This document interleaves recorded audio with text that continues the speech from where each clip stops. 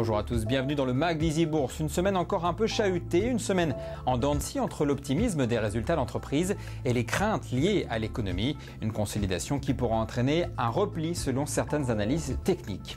Le fait marquant de la semaine, c'est le décrochage de l'euro. La monnaie européenne est tombée à son plus bas niveau depuis 5 mois.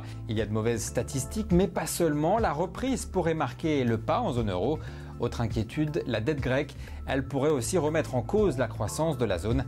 Cela joue d'ailleurs sur l'ensemble des devises face à l'euro, le dollar, mais aussi la livre sterling qui retrouve des niveaux inconnus depuis 6 mois. Zoom sur les indicateurs qui feront réagir les marchés. Comme la semaine dernière, on commencera mardi en Allemagne avec l'IFO, le moral des patrons allemands, un indice qui croît depuis avril 2009. Un indice parfois à contre-courant des anticipations de la sphère financière. Mercredi 19h, publication officielle des chiffres du chômage en France pour le mois de décembre. Un chiffre qui a faiblement progressé le mois dernier. On ne devrait pas voir d'inversion de tendance avant l'été prochain. La fin de semaine sera tournée vers les États-Unis avec la réunion du comité de politique monétaire de la Fed et les estimations de croissance pour le 4e trimestre. Alors, statu quo, croissance confortée. L'économiste Hélène Botchon décrypte pour nous ces événements. Ce FOMC sera en effet important car on attend de la Fed qu'elle se prononce sur la prolongation ou non de son programme d'achat de titres garantis par Fannie Mae et Freddie Mac. Ces acquisitions ont en effet contribué à maintenir bas les taux d'intérêt hypothécaires, ce qui a en retour favorisé le redressement du marché immobilier résidentiel américain et de la croissance en général. Si la Fed se garde la semaine prochaine de changer quoi que ce soit à ce qui est prévu aujourd'hui, elle enverra un message de confiance fort, le signe qu'elle pense que l'économie américaine va suffisamment mieux pour supporter des conditions financières progressivement moins accommodantes. 2 jours plus tard, on aura d'ailleurs la première estimation de la croissance au 4e trimestre.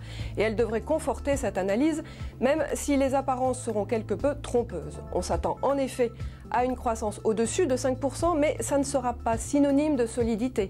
Il devrait y avoir une contribution très positive des variations de stock, tandis que la demande intérieure devrait progresser beaucoup plus modestement. La Fed sait cela, et c'est cette fragilité persistante de la croissance américaine qui justifie de maintenir son statu quo sur les taux pour une période de temps prolongée. Tout de suite, on découvre la valeur de la semaine.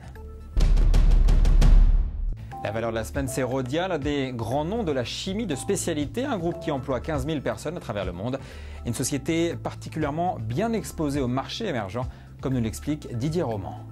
Rhodia est effectivement un groupe de spécialités chimiques avec un très bon équilibre entre ses différentes activités, avec d'un côté la moitié de son chiffre d'affaires réalisé sur des secteurs fortement génératrices de cash et assez peu sensibles à la conjoncture économique, comme par exemple les câbles acétaux qui servent à la fabrication de filtres à cigarettes, et puis l'autre moitié sur des secteurs beaucoup plus cycliques, les polyamides et les silices, qui sont essentiellement utilisés dans l'industrie automobile et dans le bâtiment. Ces 2 derniers secteurs montrent une certaine dynamique sur les marchés émergents, notamment sur les marchés sur lesquels Rhodia est particulièrement bien positionné, puisqu'il réalise 45% de son chiffre d'affaires. Si les volumes continuent à croître, naturellement, cela se traduira par un fort levier opérationnel sur les résultats de Rhodia. On aura des premières indications le 24 février prochain, lors de la publication des résultats au titre de l'exercice 2009. Le Mag, c'est fini pour cette semaine. Rendez-vous la semaine prochaine avec un nouveau décryptage des enjeux du marché. Et bien sûr, d'ici là, toute l'info boursière en continu et sur easybourse.com. À très vite.